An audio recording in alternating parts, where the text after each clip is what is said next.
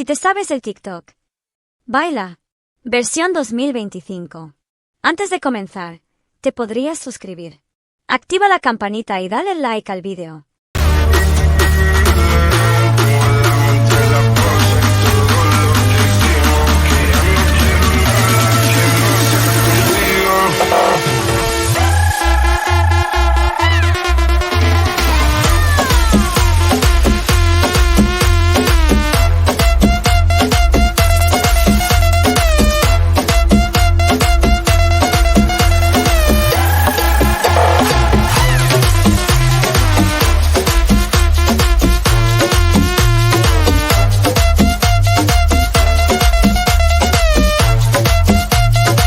La glopita se tocaba cargada de pura blanquino. Quiero que seas mía, la única llave que hacía. Convéncete, estoy aquí, bebé, y tú no me ves mirándote, estás solo. Construimos casa de muñecas asombrosa. Reto Barbie vs Vampiro, Reto Barbie vs Wicked y Ballerine Cappuccina vs Tralalero Tralala. Se combinan de manera creativa y atractiva el proceso de construcción de casas de muñecas con historias imaginarias, retos temáticos y enfrentamientos ficticios entre personajes.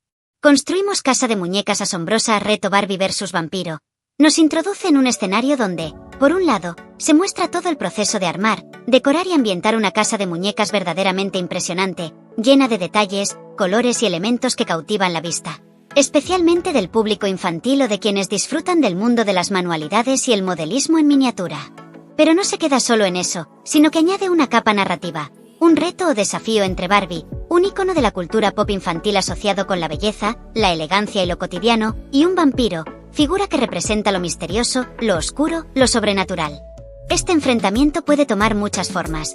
Quizás Barbie debe defender su hogar de un ataque vampírico, o ambos compiten por ver quién puede transformar mejor una habitación, quién logra escapar de una trampa, o quién se lleva el título de dueño de la mansión encantada. La mezcla entre lo creativo y lo narrativo convierte el vídeo en algo más que una simple manualidad.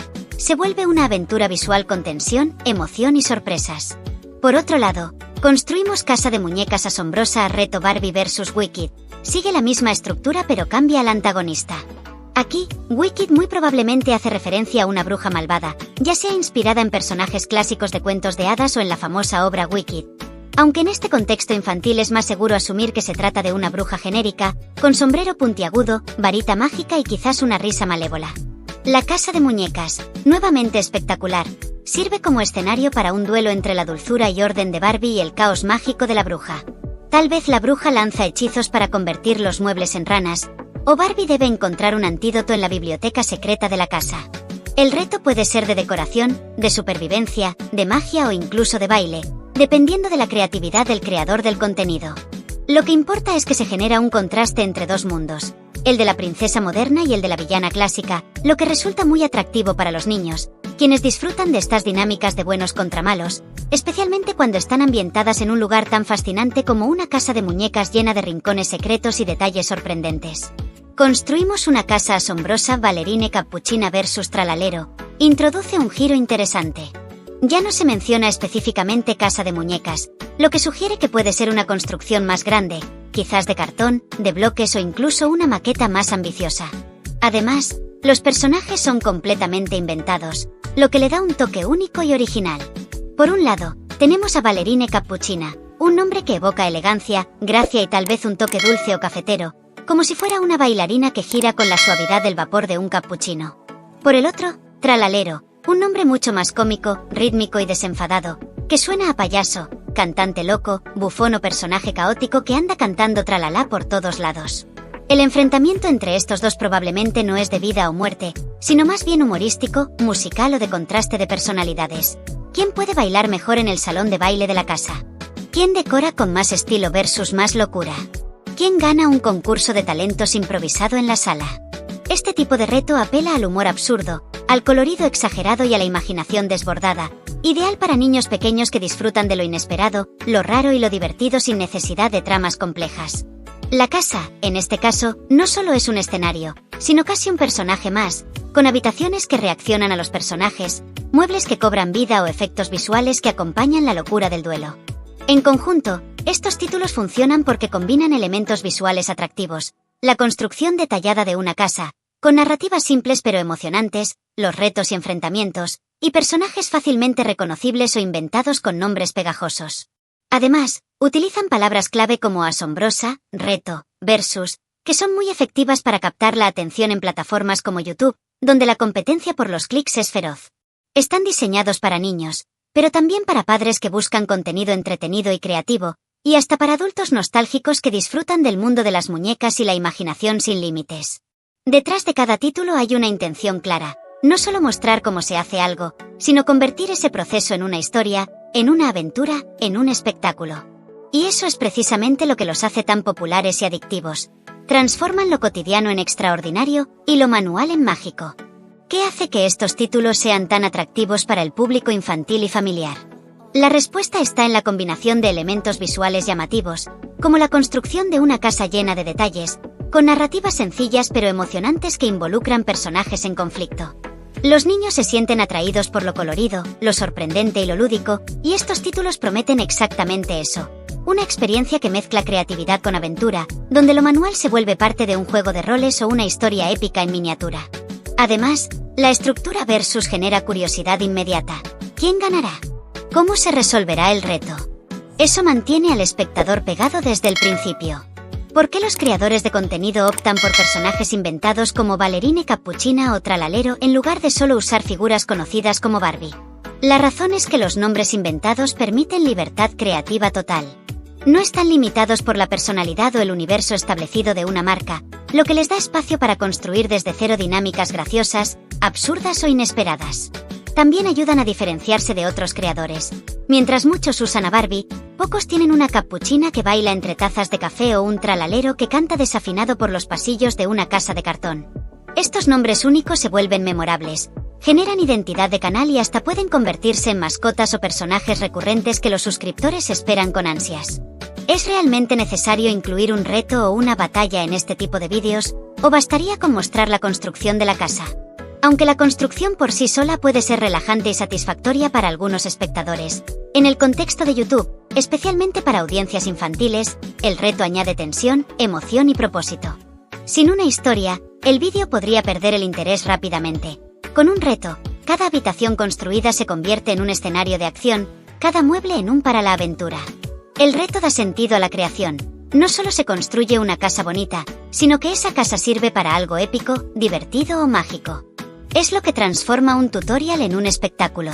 ¿Qué tipo de valores o habilidades pueden estar transmitiendo, aunque sea de forma indirecta, este tipo de contenido? Aunque parezca simple entretenimiento, estos vídeos fomentan la imaginación, la resolución de problemas. ¿Cómo resolverá Barbie el reto del vampiro? La creatividad, al ver cómo se construye la casa con materiales cotidianos, y hasta la narrativa, seguir una historia con principio y final.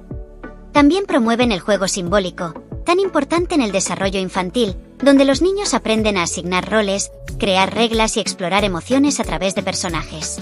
Incluso pueden enseñar sobre cooperación o competencia sana, dependiendo de cómo se resuelva el reto. ¿Podría este formato funcionar con audiencias adultas, o está diseñado exclusivamente para niños? Aunque el tono, los colores y los personajes están claramente dirigidos a un público infantil, hay un segmento de adultos, especialmente jóvenes, que disfruta de este tipo de contenido por nostalgia, por el ASMR visual de la construcción detallada o simplemente por el encanto del absurdo. Canales de stop motion, miniaturas o dioramas tienen seguidores adultos que aprecian la técnica, la paciencia y la creatividad involucrada. Si se ajustara el tono, menos chillón, más irónico o sofisticado, el mismo formato podría atraer a mayores, pero su éxito actual se basa precisamente en hablar el lenguaje de los niños, directo, exagerado, lleno de acción y con finales felices. ¿Qué pasaría si en lugar de enfrentamientos, los retos fueran de colaboración? Sería una variante interesante y valiosa.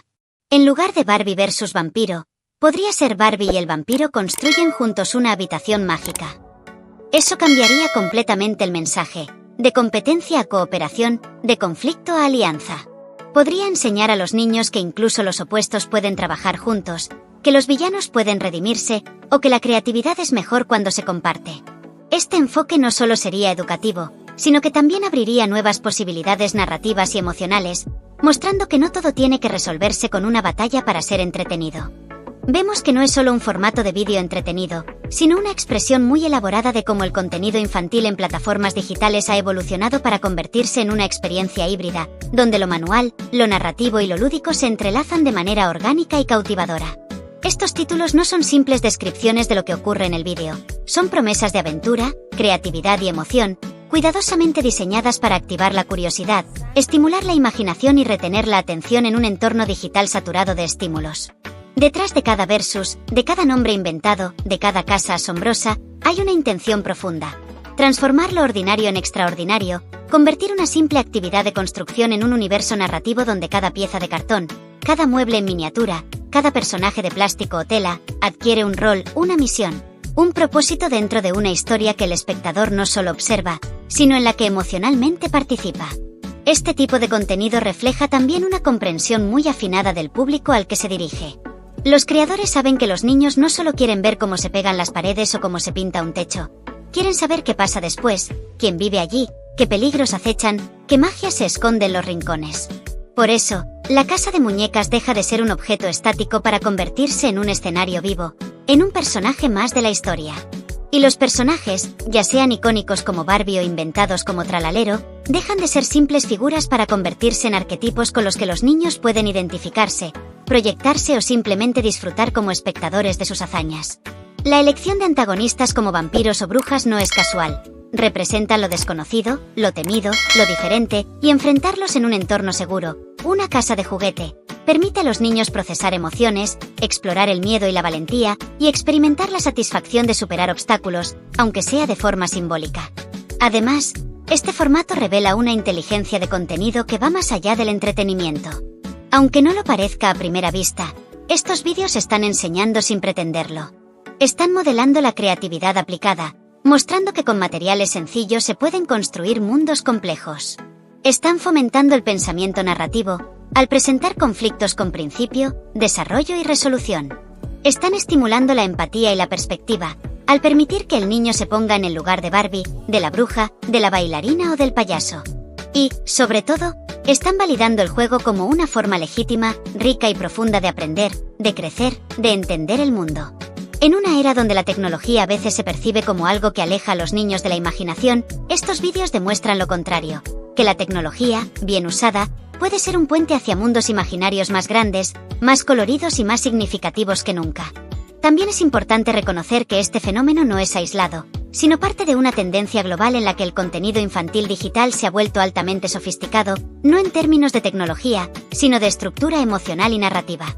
Los algoritmos premian lo que genera engagement, y lo que genera engagement en niños es precisamente lo que combina sorpresa, repetición, color, movimiento y emoción. Estos vídeos lo saben y lo aplican con maestría. Repiten la estructura, construimos, reto, versus, para crear familiaridad, pero cambian los personajes y los temas para mantener la novedad. Es un equilibrio perfecto entre lo predecible y lo inesperado, entre lo seguro y lo emocionante. Finalmente, vale la pena preguntarse hacia dónde podría evolucionar este formato. ¿Qué pasaría si se incluyeran más retos colaborativos? ¿Si los personajes tuvieran más desarrollo emocional? ¿Si se integraran mensajes más explícitos sobre amistad, respeto o cuidado del medio ambiente? Las posibilidades son infinitas, porque la base, la casa como escenario, el reto como motor, la imaginación como materia prima, es increíblemente flexible.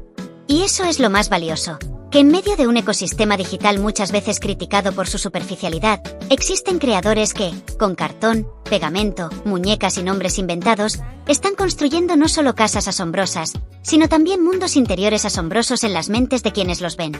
En esencia, estos vídeos no solo entretienen, abren puertas, encienden chispas y recuerdan algo fundamental, que jugar, imaginar y crear son actos profundos, necesarios y quizás los más humanos de todos.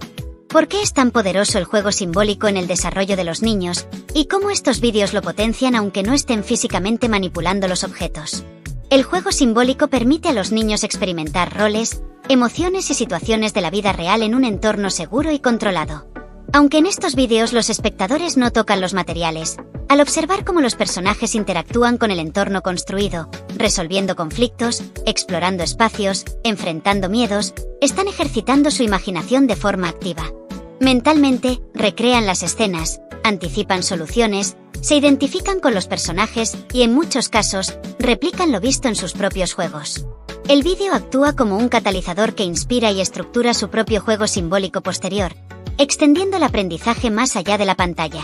¿Qué dice este tipo de contenido sobre la forma en que los niños consumen narrativas hoy en día, comparado con generaciones anteriores?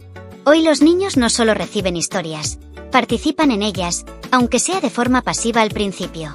A diferencia de las generaciones que crecieron con cuentos leídos en voz alta o programas de televisión lineales, los niños actuales están acostumbrados a narrativas que se construyen en tiempo real, que mezclan formatos, manualidades e historia y efectos, y que les permiten imaginar múltiples finales o escenarios alternativos.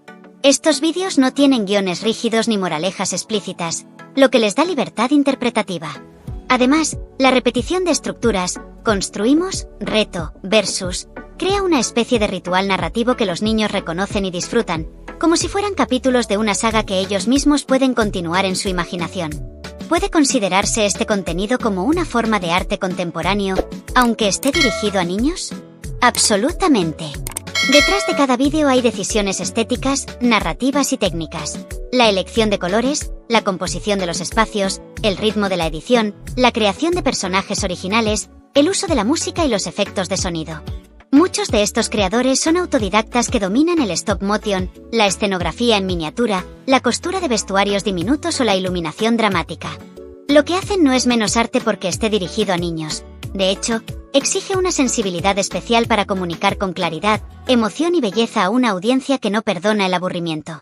Además, como todo arte, refleja su tiempo, la hibridación de formatos, la cultura del DIY, la economía de atención digital y la reinvención constante del juego en la era de las pantallas. ¿Qué riesgos podría tener la repetición excesiva de este formato, tanto para los creadores como para los espectadores? Para los creadores, el riesgo es caer en la fórmula sin innovar, lo que puede llevar al agotamiento creativo o a la saturación de su propia audiencia. Si cada vídeo es igual al anterior, misma estructura, mismos tipos de retos, mismos personajes, aunque funcione, puede volverse predecible y perder su magia. Para los espectadores, especialmente los niños, el riesgo no es tanto de daño, sino de limitación. Si solo consumen este tipo de narrativas, podrían no explorar otras formas de juego, de construcción de historias o de resolución de conflictos que no involucren enfrentamientos o competencias.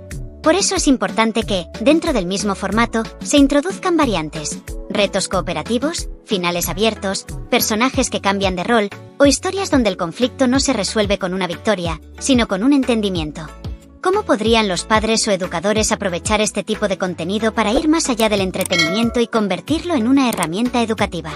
Podrían, por ejemplo, ver el vídeo junto al niño y luego proponerle construir su propia versión con materiales reciclados, asignando roles y creando su propia historia. Podrían preguntarle, ¿qué harías tú si fueras Barbie frente al vampiro? ¿Cómo decorarías tú la habitación de Tralalero? ¿Qué otro personaje inventarías para vivir en esa casa? Así se convierte el vídeo en punto de partida, no en punto final. También podrían usarlo para hablar de emociones. ¿Cómo crees que se sintió la bruja cuando perdió? De resolución de conflictos. ¿Habrá otra forma de resolverlo sin pelear? O de creatividad. ¿Qué pasaría si la casa tuviera alas? El contenido digital, bien acompañado, puede ser una puerta hacia el diálogo, la creación conjunta y el pensamiento crítico, incluso desde la más tierna edad. Déjanos tus respuestas a las siguientes encuestas en los comentarios. Y no olvides suscribirte al canal.